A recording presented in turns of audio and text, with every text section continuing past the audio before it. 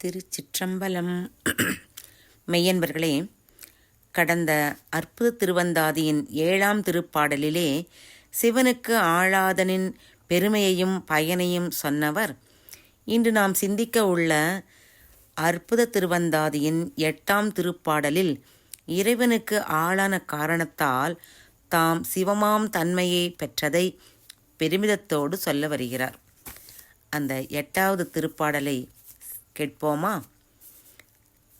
ஆயினேன் ஆழ்வானுக்கு அன்றே பெறற்கரியன் ஆயினேன் அகுதன்றே ஆமாறு தூய புனல் கங்கை ஏற்றான் ஒரு பொன்வரையே போல்வான் அனர்கங்கை ஏற்றான் அருள். அம்மையின் வேண்டுதல் இடராகிய பிறவி நீங்க வேண்டும் என்பதுதான். இந்த பாடல் மூலம் மற்றோர் பற்றின்றி இறைவனை பற்றி ஆளாகும் அடியவர்கள் பிறப்பை அறுப்பார்கள் என்பதை நமக்கு உணர்த்துகிறார். வள்ளுவ பெருமான் சொல்கிறார், இந்த உலகிலே என்ன வேண்டும் என கேட்க தெரிய வேண்டும். அப்பா ஊருக்கு போகும்போது பெண்ணிடம் கேட்பார், கண்ணம்மா உனக்கு நான் வரும்போது என்ன வாங்கி வர வேண்டும் என்று. அந்த குழந்தையும் சொல்லும், அதற்கு மிக பிடித்த உலகியல் பொருளையெல்லாம் சொல்லும். அதுபோல நம் உயிருக்கு தந்தையான இறைவர் நம்மை கேட்கிறார் என்ன வேண்டும் என்று. நீ பிறவாமையை கேள், வேண்டும் கால் வேண்டும் பிறவாமை. ஏனென்றால் பிறவாமையை இன்பம் தருவது, பிறப்போ துன்பம் தருவது. பிறந்தோர் உருவது பெருகிய துன்பம், பிறவார் உருவது பெரும்பேரின்பம் என்கிறது மணிமேகலை. அது சரி, பிறவாமை கிடைக்க வழி என்னங்க என்றால், இறைவன் திருவடியை பற்றி கொண்டு அவனுக்கு அடிமையாகிவிட்டால் பிறப்பு எனும் துயரை போக்கிக் கொள்ளலாம். பிறவி பெருங்கடல் நீந்துவர் நீந்தார் இறைவன் அடி சேராதார். இறைவன் அடியையே இடைவிடாமல் சிந்தித்து அவனுக்கு அடியராகி நிற்கும் அன்பர்கள் பிறவிக்கடலை நீந்தி முக்தி எனும் கரை சேர்வர்.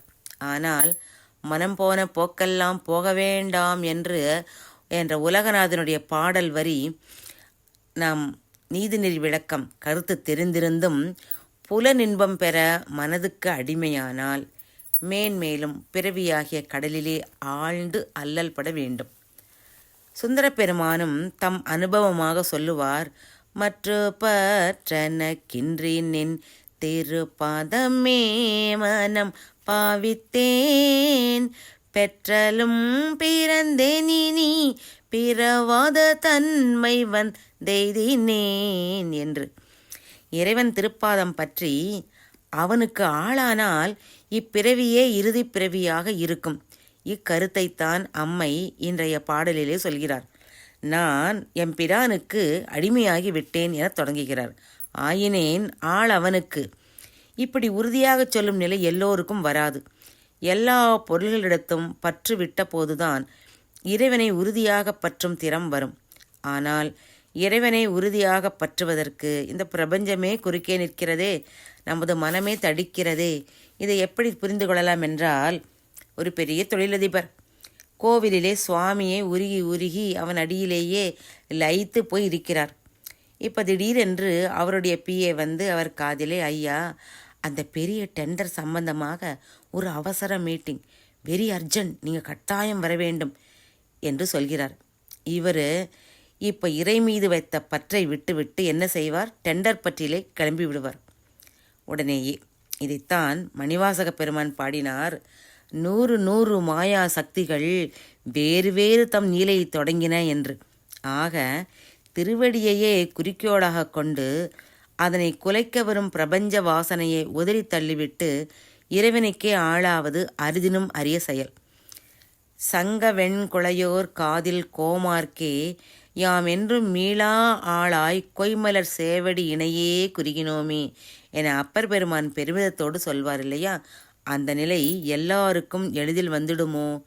அதனால்தான் காரைக்கால் அம்மையாருக்கு ஆயினேன் ஆள் அவனுக்கு என சொன்னதிலே அத்தனை பெருமிதமும் மனநிறைவும்.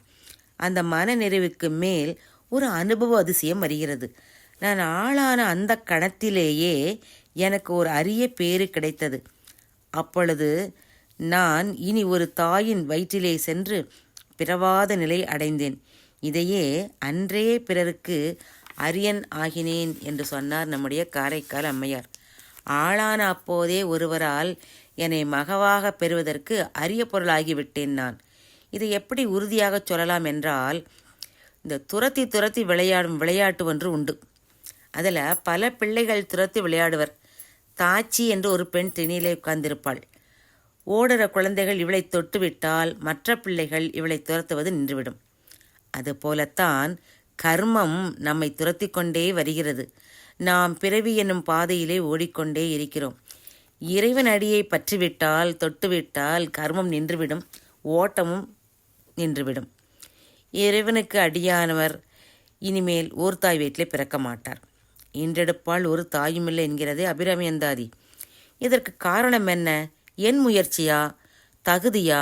இல்லை இல்லை, இறைவனது எல்லையற்ற அருளே இந்த அற்புதத்தை நிகழ்த்தியது என்று காரைக்கால் அம்மை சொல்ல வருகிறாள். வேதியினால் தொட்ட மாத்திரத்திலே செம்பு பொன்னாவது போல அவனடி தொட்டு ஆளான மாத்திரத்திலே பிறவித் துன்பம் ஒளிந்துவிட்டது. செம்புக்கா பெருமை? வேதி செய்த மாற்றத்துக்கல்லவா பெருமை? இங்கே இறைவனுக்கு அடிமையானது பெரிதல்ல, அடிமையானவுடன் பிறப்பு அருந்ததுதான் பெரிது. இறைவனது திருவருளால் பிறப்பு நீங்கியது அற்புதம் எனில், அந்த அற்புதத்தை நிகழச் செய்த இறைவன் திருவருள் அற்புதத்திலும் அற்புதம்.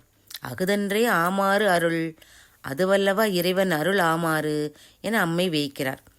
இப்படிப்பட்ட இறைவன் எப்படி இருக்கிறானாம்? தூய்மையான புனலை உடைய கங்கையை தாங்கி நிற்கிறானாம். எல்லாவற்றையும் புனிதமாக்கும் தன்மையுடைய கங்கையை தலையில் தாங்கி நிற்கிறான். அவன் திருக்கையிலே எல்லாவற்றையும் தூய்மைப்படுத்தும் தீ, தலையிலும் கையிலும் ஆண்டவன் பிறவற்றை தூய்மையாக்கும் பொருள்கள் உள்ளன. இரண்டும் ஒரே தன்மையுடையவா என்றால் இல்லை. ஒன்று தண்ணிய புனல், மற்றதோ வெவ்விய கனல். ஒன்று நனைத்து தூய்மைப்படுத்தும், மற்றதோ ஈர்த்து தூயதாக்கும். ஒன்று கீழே எழுந்து சென்று தூய்மையாக்கும், தீயோ மேலே எழுந்து தூய்மைப்படுத்தும். இந்த இரண்டையும் தாங்கிக் கொண்டு இறைவன் பொன்மலையைப் போல தேஜஸாக தூய்மை வடிவாக இருக்கிறானாம். இதனையே அம்மை புனல் கங்கை ஏற்றான் ஓர் தூய பொன்வரையே போல்வான், அனற்கு அங்கை ஏற்றான் அகுதன்றே அருளாமாறு என வியக்கிறார்.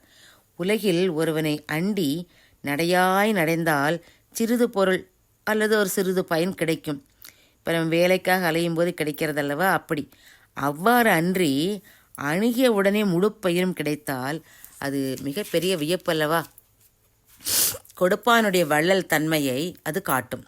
அதுபோல நான் அடிமையாய் ஆளான அப்போதே பிறவித் துன்பம் போய்விட்டது, அதுதான் இறைவன் அருள் இருந்த வண்ணம் என காரைக்கால் அம்மையார் வியப்பு மீதூர கூறுகிறார். ஆக தொகுத்து சொன்னால் அம்மை சொல்கிறாங்க, இறைவனுக்கு நான் அடிமையானேன்.